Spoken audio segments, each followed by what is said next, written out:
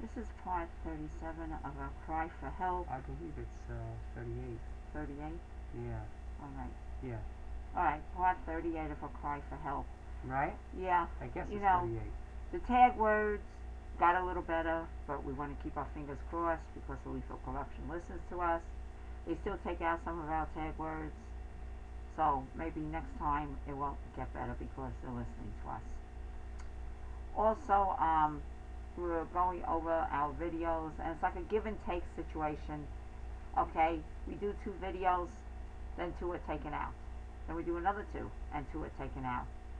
Okay, this is so violating. Okay, but I just wanted to make it a point. When I was in school, that's what Phyllis Longman did. She gives you something, then she takes it away. She gives you a desk, then she takes it away. She gives you something to put your books in, and then she takes it away. You think you're going to have it, but you don't.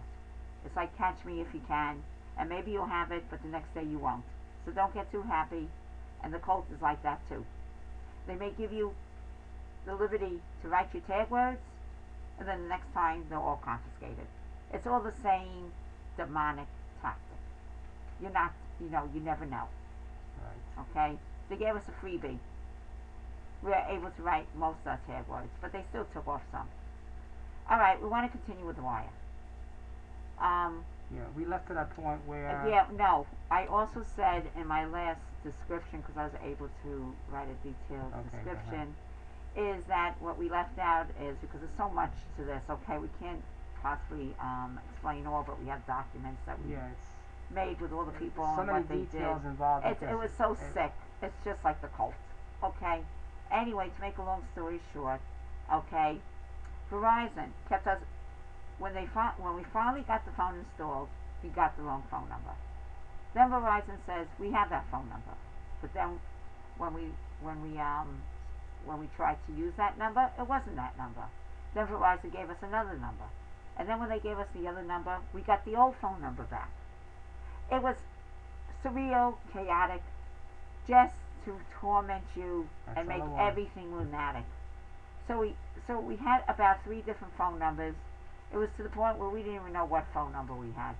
Right. It was like nauseating, and that's what this whole thing is about. Is to get you so sick, you just drop dead. Anyway, to continue with the wire, I'm going to do it, okay? You can remind me though if I forget something, Joe. The last part that we told everybody is that, that we finally got the box. Right. Okay? We told that. Yes. Okay. So, we weren't home because, we go back and forth. We're like vagabonds. We really have no home because of this lethal corruption. So we weren't, we were basically, in Vermont with the lethal corruption there. Then we come here and we get the lethal corruption. Then we go back and forth, and we don't know what to do. We have no home. Anyway, we came back here, and here starts the cyber crimes. We thought at least, there would be a box on there, and then there'd be no more corruption. From investigation, we looked at the box. It was not a box that has like a professional lock on it. Well, it's a big padlock, but the only thing is they usually have a key. Right. Instead of a key. Instead, a padlock was put on with a combination. Okay? And, I thought that was a little bizarre because it really should have like a professional lock, because I remember looking at boxes. It has a regular good lock where Verizon only can open the box. Lo and behold, Mario Tusco opened that box. We saw him one day going to the box, and he opened the box. So I said to Joe, exactly what we thought. Okay? He's opening the box, and only Verizon is supposed to open up the box. Okay? But, you know what? No laws are followed when it concerns us, because everybody else, their phone wires in our building are not going to be tapped. There's not going to be any hanky-panky. But the point is, for us, there's always hanky-panky to make our lives the laws do not abide. Hell. So we saw Mario Tusco one day open the box. We didn't say a thing. Anyway, one day, Mario Tusco, bear in mind, our intercom system was working, and our internet was working. Everything was working fine. One day we come home, I went up first. Joe, you continue because this is the incident with Mario Tusco. Yeah, Susan went up first. And remember, I always tell you, when Mario Tusco does something nice, it's for his benefit. He's never nice to us. He's a devil. So okay? I went up, Susan went up, she had the key, and she forgot to give me the key back, or I even forgot to ask her for the key back. I had to get something back in the car, and I was trying to get back in, and so I went to the back door. Actually, the door that I went in, because there's about 3 different entrances to the building. The door that I went in, it's right where Mario's apartment is, and right in front of his door there's a camera. Okay? An illegal camera. Yes, okay, since you're saying the camera, let's say this very quickly. It's got a dome camera. The cult installed a lot of cameras in our building, because our building is a nice building, but the board is, they don't want to spend money for anything. Mario Tusco has a camera right outside his door, which is illegal. You cannot have a camera outside his door. Why does he have one of those dome cameras outside his door? And the building would never pay for that. Is to monitor us. That's so if we come home late at night, okay, you monitor us from that camera, where he has a big, huge monitor of the computer in his apartment, and he can see if we come through that entrance, okay? So I just wanted to tell you that Mario Tusco has a camera outside his door, which is illegal to have. So I was about, because I realized I didn't have my key then, so that there's the intercom buttons to push so Susan can open the door. I was about ready to go to the intercom, and all of a sudden, just before I place my hands there, the door opens up real quickly, and Mary goes, "Oh, come in." I said, he's very cordial, and usually when, like Susan says, when he wants to be very friendly, there's a motive behind it. So I didn't say anything. I just went upstairs. So you came up. Right. When you came up and you said, Mario opened up the door for me, and he was very cordial, I said, Joe, something's going to happen. Right. Okay, because I always know when he does something so-called nice, there's always something behind it. And sure enough. Right. But anyway, again, I actually forgot something again in the car. So I had to go downstairs, because this is how we found out, Susan. So I had to go down, because so many things that happened. I'm trying to remember all the details how this came about. Okay, so you went downstairs, and usually you ring the bell, and I answer it, because I go to the phone. I have the phone for the intercom. So I dial 40 plus the star. No, I dial 40 plus the star. Oh, okay. And I press 9. Okay. Right. Okay. Yes. So what I did, I started dialing, and all of a sudden, first you get 2 dial tones, and all of a sudden I hear a message from it's an operator, a phone operator. The number you have dialed, it's not in service. Please check the number with please check the number again, or call for customer service. I said, this is kind of strange.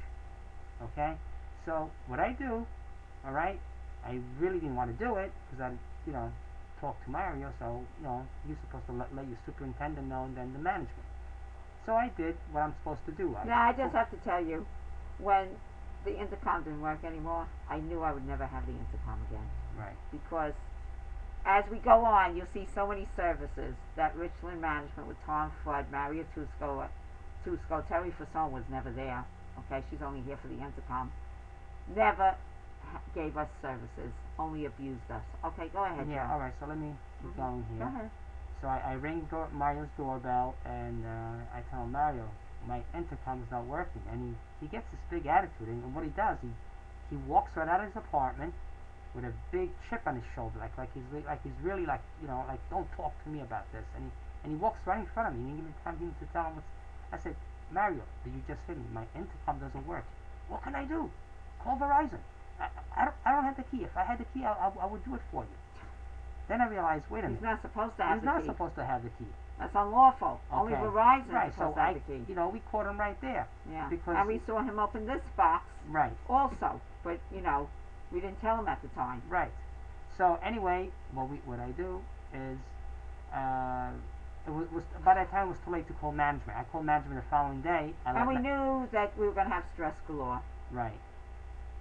So that's the whole idea. That night, after I tell Mario, okay, that night after I tell Mario, about 10:30, right? I hear a truck right outside my window. Okay, and I see a Verizon truck. That was that night when that happened. Yes, you told me about that. And all of a sudden, I see Mario waiting for the truck outside right away, and one guy comes out of the Verizon truck. It's a regular truck. It's a big truck, with a boom truck. Looks like they're going to do some work, and he hands Mario 2-foot wire, white. I don't forget if it was white or gray, just a cable. Gives him to Mario and say thank you, and Mario leaves right away. So I was trying to go downstairs see what's going on. The only thing I could see, I saw Mario going to his apartment, and I wanted to get to the Verizon truck. By the time I turned around, everybody was gone. So this Verizon guy gave Mario this wire. Okay, and what was Verizon doing at that time at night? There's nothing to be done. Okay? He handed Mario a piece of wire, and Mario just went. Well, the point is that he gave him a wire. Sometimes Verizon has an emergency or whatever. The point is, what Joe is trying to bring out, that Mario was handed a wire. Right. From Verizon company. Okay. Lo and behold, it was like the next day or the day after, just right after this, the situation with the intercom not working, my internet starts going down and starts being hacked. Okay? Well, I call up the management, Richmond management. So not only the internet, our computer. Yeah. Well, yeah. Right.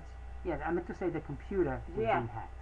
Okay. Here's the noise. Do you see what happens? And so I tell Richmond management to come to the building. So he comes to the building. Try to make this long story short. He meets with me. He sees, he says, something is wrong with this. Okay, I'm going to try to get the intercom guy to come here. Okay? Now, Tom Flood is not a very nice person either. Okay? He with Mario Tusco orchestrates all these illicit activities in the building. And of course, we're telling the truth. As you see, the noise has to come, so we have to talk louder because this is where the cyber crimes are going to begin. Right. So anyway, what Tom Flood does, he calls Mario right in front of me. He says, Mario, I want you to call the intercom guy right away. Take care of this right away for me. Like like he's going to do the right thing. Yeah. So he makes me believe like he's really going to do something. Yes. Anyway, it's like the next week or so, following week is what I told you, the end of the week. We get this intercom guy that comes, instead of Tom Flood coming, you get this Terry Frazone that comes to the apartment. Yes. Okay? Now, Terry Frazone, this woman, creature, I'm not saying it because she literally made me sick. Okay? First of all, we never saw Terry Frazone for the 12 years we've been living here. We had, Richland Management is a small management company. It's owned by Tom Flood and his father. Okay? When you have a problem in the building, you deal with Tom Flood, or there's a man called Daryl in there that you could talk to also. And there's a couple of women that we have spoken to in the past. We never saw Terry Frazone.